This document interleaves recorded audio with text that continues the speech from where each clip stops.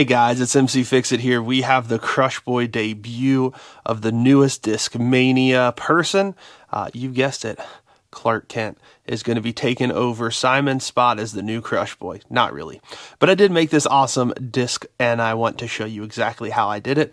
I did remove the old Discmania stencil stamp and went ahead and made my own stencil, and looks pretty awesome. So stick around to find out exactly how I did it. And appreciate you guys already watching this much of the video, but go ahead and watch the rest.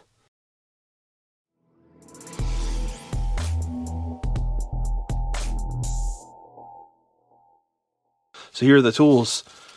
You're going to want whatever image, cut it on a Cricut. I do have this contraption back here, which is kind of a jig. It's actually meant for a turntable, but I just put it on a piece of wood, put some beautiful lines on it, and it works great for lining stuff up. You're definitely going to need some transfer paper. We're going to remove the stamp, so you're going to want some acetone. And I got a number of towels back here, or old cut up t-shirts, cotton, black eye-dye poly, 16 ounces of water, 1 tablet. I've used this a few times. You can see it's pretty well used, but still works many times. A funnel. You're going to want a bottle of Dawn dish soap in water. Just put about 4 or 5 drops of Dawn dish soap and put some water in it. Really easy. If you don't have a bunch of t-shirts, you can always use cotton balls. You're going to want some kind of butane torch. This helps get all the air bubbles out. You're going to want some kind of skillet. This is a very old used skillet. Don't ever reuse it for anything else. I've dyed a ton of disc on this. And an electric skillet. I encourage you, or an electric burner. I encourage you to get an electric burner. Don't do this in your kitchen. It makes a mess everywhere. You can see this table has done hundreds of dyes and still kind of dirty, but it works. Heat gun. Ruler. You can use a ruler to draw out your lines, put your disc on it, circle it with a Sharpie. I use a pick and a scraper tool a lot. Recently, I just got a roller. This is just a 6-inch. Does help out a lot. You might need an X-Acto knife as well. And if you don't want to dye all over your hands, you can always wear gloves, and I would encourage you to do so if you're using acetone. So let's go ahead and jump into the project. We're going to go ahead and clean this disc up and get that stamp off of there. These stamps on the Italian blend are pretty weak sauce. This disc is fairly new. I've probably only thrown it like 30 times, and you can see it's already got some wear, and so that does happen. Go ahead and pop open your acetone. Make sure you get some on there, and I like to kind of go in a circle pattern. And just after a few seconds, you can start to see that stamp go away. Move the towel a little bit, the cloth. I'm not somebody who's real big on keeping a lot of the stamps when I'm doing dyes. You're more than welcome to. It's whatever you like. And acetone also helps clean up your disc really well. So it kind of gets that ghost effect if you look at the right light, which it helps with these camera lights. You can still see everything. So if you forget what an MD3 is and you forget the new ones are a 5501, you can always see that. I just go over everything one last time, making sure we're good. I like that. Close your acetone. Acetone will dry out. Then go ahead, put some Dawn dish soap and water on there, get a new, fresh, clean one, and stop that acetone from continuing to tear up your disc, because it will tear up your disc.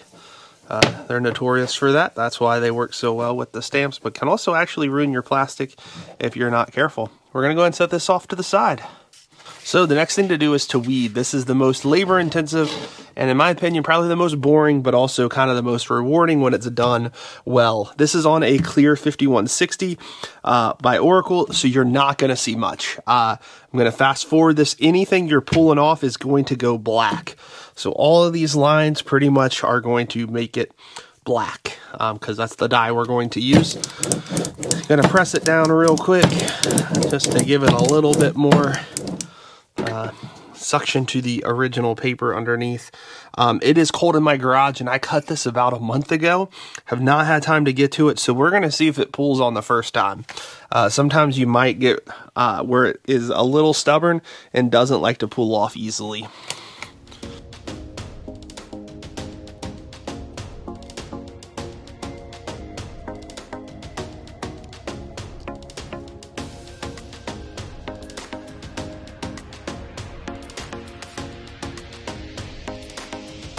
So that right there looks really good. You can see a whole lot of the detail in there. I like to bring it up kind of at an angle as well to make sure I'm not missing anything. And so bringing it at some different angles really does help you see if you're missing anything. The rest of that looks really clean. So the next thing is we'll go ahead and get that transfer paper. So this is just basic transfer paper. I just cut it off of there. I'm gonna go ahead and pull it off and set it down on here.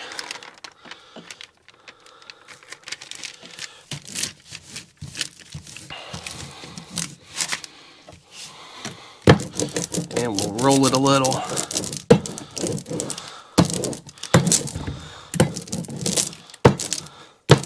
And so what I'm mostly worried about is this circle with the lines on it. So we'll go ahead and bring over my little board. And this is going to be a little off-centered for you. I do apologize, but at least in my opinion, it matters most that I get it centered up, not that you guys have the perfect camera view, so I do apologize. But that's just how I do it. I like the best that I can. The other thing I love about this is it's a two-piece. But before I do that, I'm going to go ahead and turn this on. I turn it on to about 2.5. Go ahead and mix this up. It is cold in my garage, so I do want to make sure it's nice and mixed up. You're going to go ahead and dump it all out in there. You are not looking for this to boil. All we want this to do is to heat up and start to smoke. It may take a couple of minutes because it is so cold in my garage, but that is what we're looking for. We are not looking for a boil. So the next thing is to go ahead and get this off. So I normally start up in one of the corners and slowly begin to peel this. You do want to ensure everything is coming off that you want off. And if it's not, go slower. Grab your scraper tool and make it happen.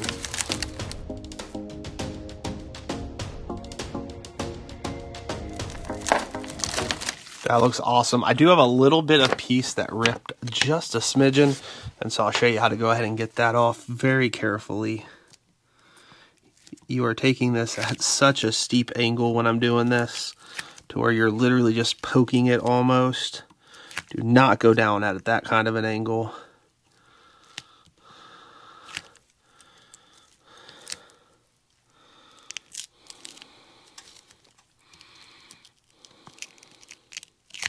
Perfect. So you should not have anything on that left. That does happen occasionally, so just take your time, be patient. This is all about patience, honestly. If you're not a patient person, disc dyeing is going to be a pain for you. And I'm not super patient, but I can kind of learn to be. So the goal of this is that you get it super duper lined up. And then you just slowly let the thing sit down on the plastic. And we're just going to kind of take it around the sides. At this point, I'm not super worried about air bubbles because we're going to spend a whole lot of time getting those out in a few minutes. Biggest thing is that that looks nice, and we begin to move it around the side. Then we can take one of the corners, begin to separate it, and start kind of rounding it around the disc, and just go all the way around it.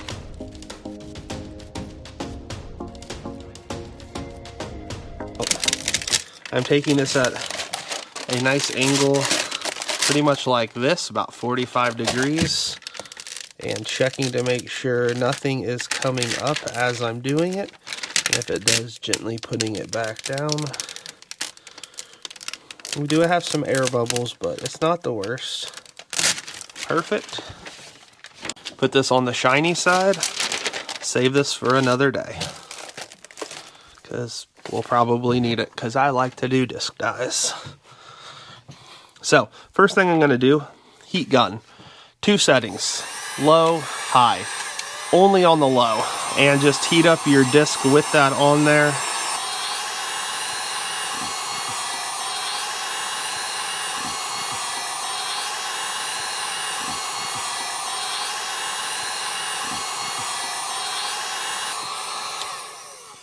Talking about heating, it's going to be hard to see because I didn't put it well enough in the camera angle, but this is just starting to smoke. I hope you can see that. I'm going to try to waft some of it over. Go ahead and turn it off. You do not want that to boil. You just want it to start smoking. That's great. That means our die will be ready when we're ready. Then I'm just going to go ahead and just kind of gently go around all the edge of the disc. That just helps get me a nice flat area to start on. And go ahead and check to make sure everything's looking good. And then we're going to spend a whole lot of time, and I'm going to speed it up, pressing this down. Because if this part is messed up, the rest of your die doesn't really matter. But we're going to use that heat gun and warm up the plastic and the vinyl and start pushing it down, scraping it in. Do be careful of scraping too hard. You can actually ruin it, but whatever it kind of takes, we're just going to roll it, scrape it. And air bubbles kind of out in the middle of nowhere, and I know it's going to be hard to see. Like this one's out in the middle of nowhere. I'm not real concerned about that guy. You can spend time not popping it, but getting it out of there. But it's so far away from any of the lines. Like same thing with this guy down here. We're not even going to worry about that.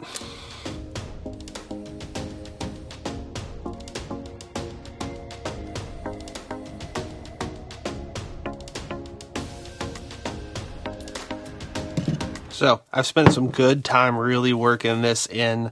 That is an important step. If you miss out on that, you can have some issues. So the next thing I'm going to do is I'm going to blowtorch the top. And this just breaks up any of these air bubbles really well. You don't want to do this too much because you can end up burning some of it. But you do just want to hit it up for any of the air bubbles on the top. And then we're going to go ahead and place this down in there. So I go like this and put it on down in there, and we're going to let that sit for 10 minutes.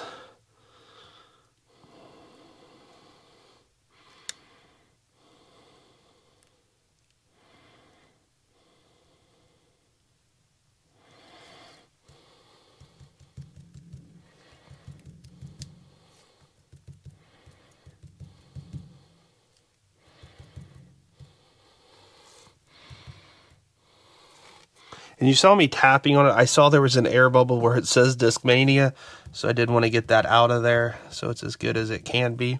You can't avoid them, but you can try your best to work around them. So go ahead and let that sit for a solid 10 minutes.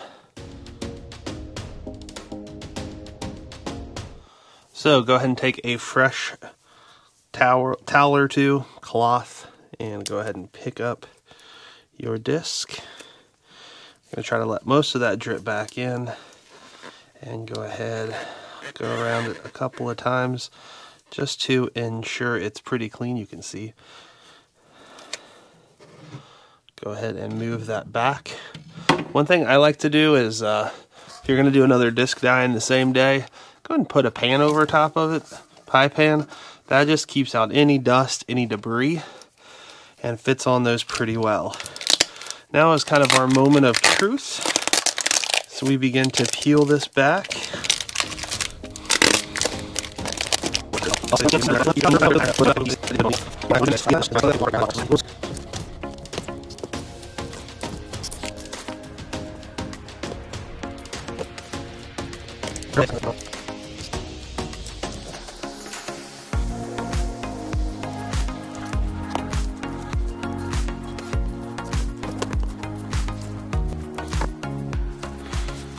So go ahead and spray it down. I know we have a little bit of work to do on a couple of the parts, but we do want to just clean it up first.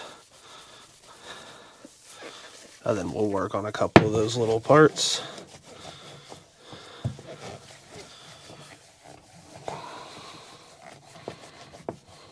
And if you do get any real big stickies around it, sometimes they do, that vinyl just kind of gets on there.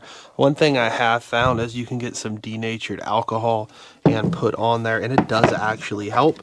But we're going to focus on cleaning this up just a little bit. I don't really like to do this much, but sometimes it does call for it. So a little bit of acetone, and just start to clean this up. And it's not going to be perfect, but it will help that little bit of a leak there. And with this big of a stamp, you're definitely going to get leaks from time to time. It's pretty common. And then we'll need to clean up this side here.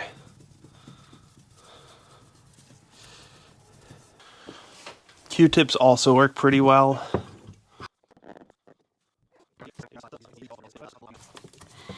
So that right there, in my opinion, looks pretty good. Again, most disc dyes don't turn out perfect. If yours do, congratulations. But a lot of times there's little subtle hints of the difficulties of dyeing, especially like stencil dyeing can be really challenging, but also really fun and rewarding. Look how sweet that is. Thank you guys so much for watching. Go ahead and check out some of my other videos. Go ahead and put a comment down in the comment section below if you do have any comments. Thank you guys so much for watching. Hope you have a great day.